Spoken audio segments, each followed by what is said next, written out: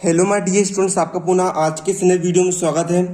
और आज के इस वीडियो में हम कक्षा 10वीं गणित एनसीईआरटी अध्याय 1 का उदाहरण 1 को हम समझने वाले हैं।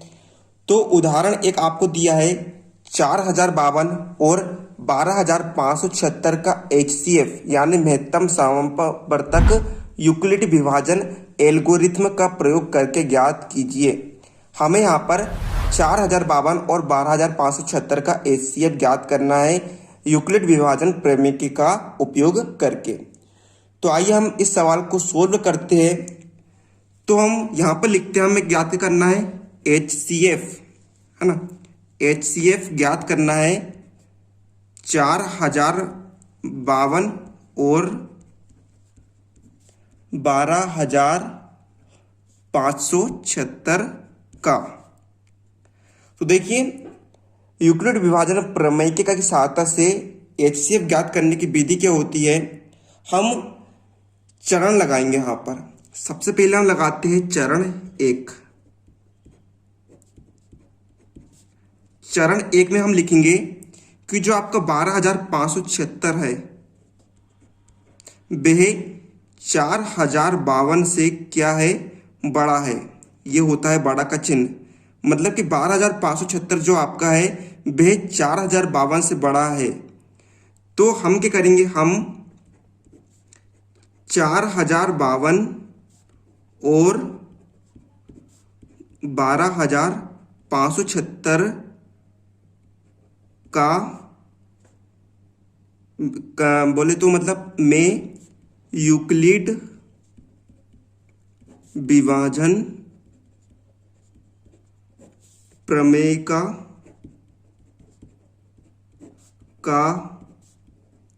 प्रयोग करते हैं, है ना।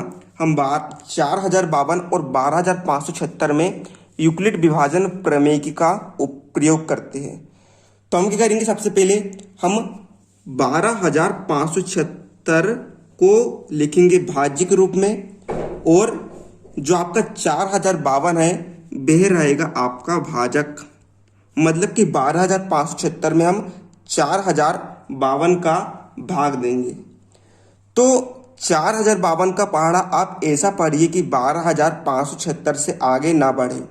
तो देखिए, यदि आप 4052 का पहाड़ा यदि आप 4 बार पढ़ेंगे, कितने बार पढ़ेंगे, यदि आप 4 बार पढ़ेंगे तो वह 12576 से आगे बढ़ जाएगा। इसलिए हम 4052 का पहाड़ा पढ़ते हैं 3 बार। तो हम 4052 में 3 का गुणा कर देते हैं। तो देखिएगा 3 दूनी कितना होता है, 3 दूनी होता है, यहाँ पर होता है 6, 5 तिया 15 का 5 हासिल का 1 यहाँ पर आएगा, 3 शून्य शून्य हासिल का 1, और 3 चौक कितना होता है, 12 होता है। तो 12576 में से 12156 को घटा दीजिएगा तो आंसर कितना आएगा आपके पास, 420 आ जाएगा। तो अर्थात यहाँ पर हम भाज्य विधि का उपयोग करेंगे। भाज्य विधि की होती है भाज्य बराबर से भाजक गुणित भागफल धन शेषफल। तो देखिए यहाँ पर भाज्य क्या है, आपका भाज्य है 12576 बराबर से भाजक 4052 गुणित भागफल 3 धन शेषफल कितना बचा है आपके पास, 420। यह आपका चरण 1 कंप्लीट हो गया है। इसके बाद देखिए हम लिखते हैं चरण 2।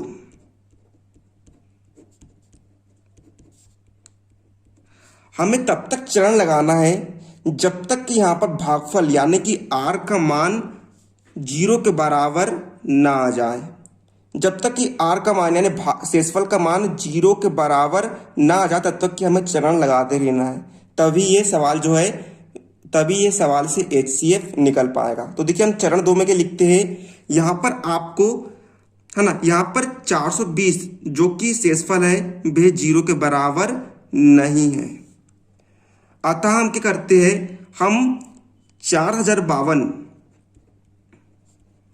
और 420 में यूक्लिड विभाजन प्रमेय का प्रयोग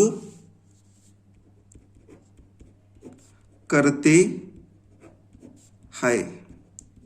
तो हम यहाँ पर फिर 4052 और 420 में यूक्लिड विभाजन का प्रमेय का प्रयोग कर देते हैं।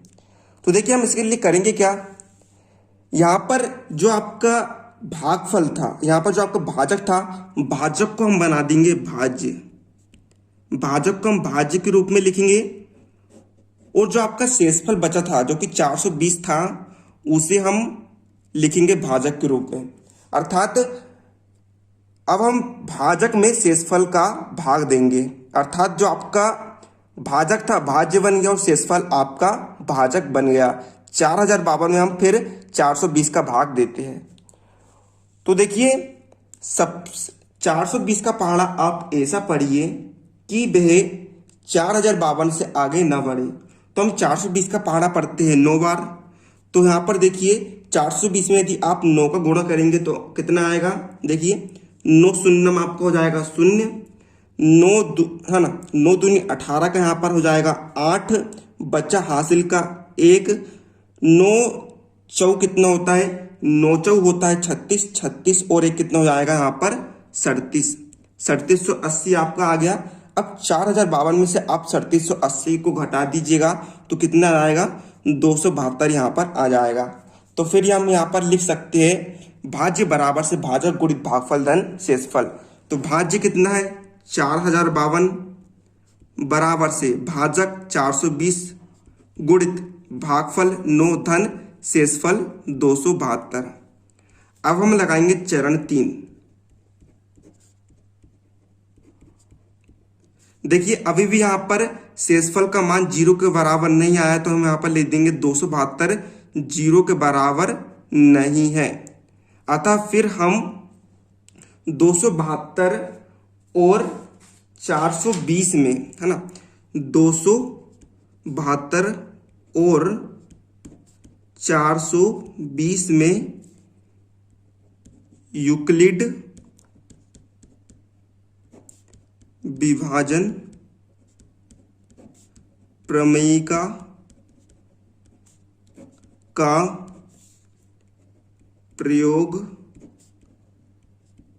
करने पर। तो फिर हम यहाँ पर 272 और 420 में यूक्लिड विभाजन प्रमेय का लगा देते हैं। तो क्या करेंगे, हम भाजक को बनाएंगे भाज्य और शेषफल को बना देंगे हम भाजक। तो अब देखिए 272 का पहाड़ा ऐसा पढ़िए कि वह 420 से आगे ना बढ़े। तो देखिएगा 272 का हम पहाड़ा ऐसा पढ़ते हैं कि वह 420 से आगे ना बढ़े। तो 272 एक कम होता है 272, तो हम यहाँ पर लिख देंगे 272। 420 में से जब आप 272 घटाइएगा तो कितना आएगा, 148 आ जाएगा। तो हम यहाँ पर फिर लिख सकते हैं भाज्य 420 बराबर से भाजक 272 गुणित भागफल 1 धन शेषफल 148। अभी भी यहाँ पर आर यानी शेषफल का मान 0 नहीं आया है, तो अब हम यहाँ पर लगाएंगे चरण 4। चरण 4 में हम लिखेंगे 148 यानी शेषफल का मान 0 के बराबर नहीं है। तो हम यहाँ पर फिर 148 और 272 में, है ना, 148 और 272 में यूक्लिड विभाजन प्रमेयिका का प्रयोग करने पर। तो हम यहाँ पर फिर करेंगे वही जो आपकी प्रक्रिया थी, हम पुनः दोहराएंगे। भाजक को हम बना लेंगे भाज्य और शेषफल को हम बना देंगे भाजक। तो 148 का पहाड़ा ऐसा पढ़िए कि 272 से आगे ना बढ़े। तो 148 एक कम होता है 148, तो यहाँ पर आ गया 148। अब 272 में से 148 घटाइए तो देखिए यहाँ पर 2 है, 2 में से 8 नहीं जाता है, तो हम इससे एक उधार ले लेंगे। तो कितना हो गया 12, 12 में से 8 गया बचा 4, यहाँ पर साथ में इनने एक उदाहरण दे दिया था, तो यहाँ पर बचा 6, 6 में से 4 गया 2, यहाँ पर 2 में से 1 गया, 1 बचेगा, 1 में से 1 जाता है तो 0 बचता है, तो यहाँ पर कितना आ गया आपके पास 24 आ गया। तो यहाँ पर हम लिख देंगे पुनः भाज्य 272 बराबर से भाजक 148 गुणित भागफल 1 धन 24। पुनः यहाँ पर r का मान 0 नहीं आया है, इसलिए हम लगा देंगे अब चरण 5। तो हम लगाते हैं यहाँ पर चरण 5। चरण 5 में हम लिखेंगे 24 का मान 0 के बराबर नहीं है ना। अतः 24 और 148 में यूक्लिड विभाजन प्रमेय का